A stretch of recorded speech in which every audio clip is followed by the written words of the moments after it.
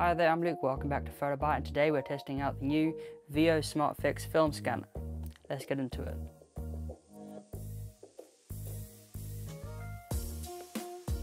So film photography is making a bit of a comeback. We're finding more people are using film and accessing instant technologies such as Polaroids in a form are coming back, and alongside that you've then got 35mm medium format making a comeback as well. The issue that film has for most people is the fact that you can't share it instantly like you can with a camera today, which has built-in Wi-Fi. So film photography has made a bit of a comeback, especially with young photographers who are finding film photography all over again and are learning its pros and cons. Now with that, we do live in a digital age, so you do have to get scanners that allow you to share things to social media. Veho is a UK-based manufacturer and specialise in a broad cross-section of lifestyle consumer electronics. They currently boast a nice selection of film, slide and negative scanners which offer portability, and with the higher end of the Veho range and a higher megapixel scanning, can produce large files for professional use in digital formats. The Veho Smartfix features a 14 megapixel sensor on the inside. That means you're going to get really sharp and very high resolution scans, which is great if you want to try and enlarge the scans and you want to print them out. You're able to do that with the scanner, which is a great thing to have. One of the flaws that you have with film photography is the smaller the picture, the harder it is to expand it, which is why many professional photographers back then preferred, and even today still prefer, a medium format sensor / film.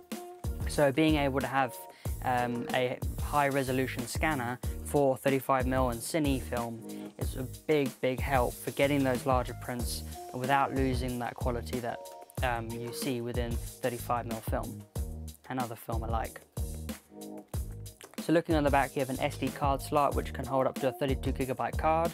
This allows you to have a cableless control over what's going on within the scanner, so you can carry on about doing the scans how you want them, then take the card out and then you can put it into the laptop, so you don't need the laptop on you or near you when you're using the scanner. One of the things we really like about the scanner is the fact that you have a lithium-ion battery on the inside, which means you haven't got to link it up to the wall and you don't have to link it up to a laptop either.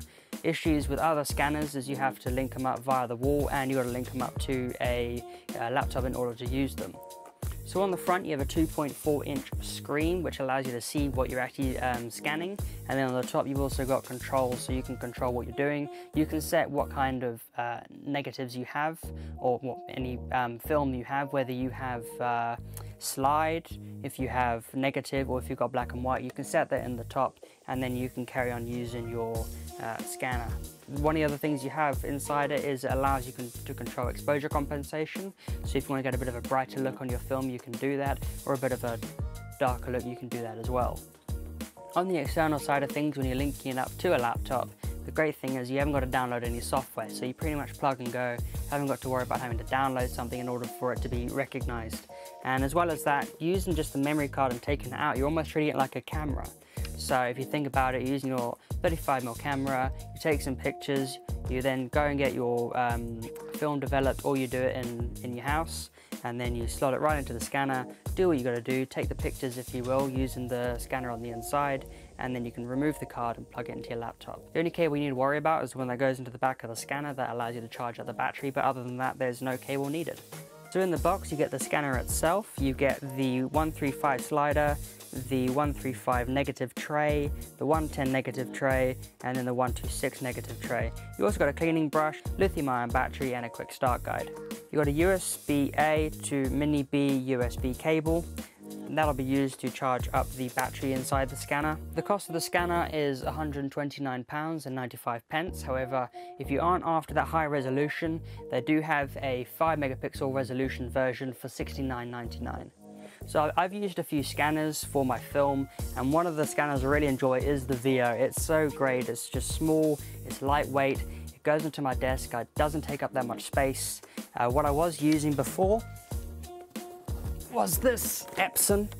This is one of the higher end. This is the Epson Perfection V550. So this costs about £180, and as you can see it is rather large.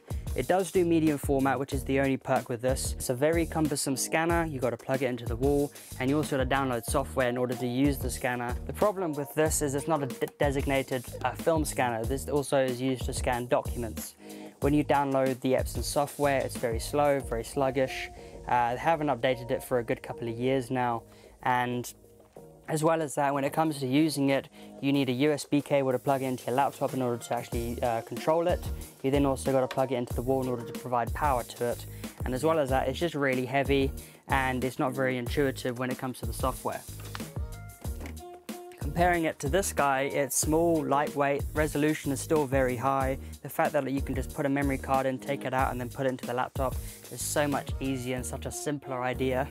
The small screen is perfect because you can see what you're scanning and off you go. The problem with the Epson scanner is you've got to do a preview scan first, select the ones you want, and then you got to scan it, and scanning takes time.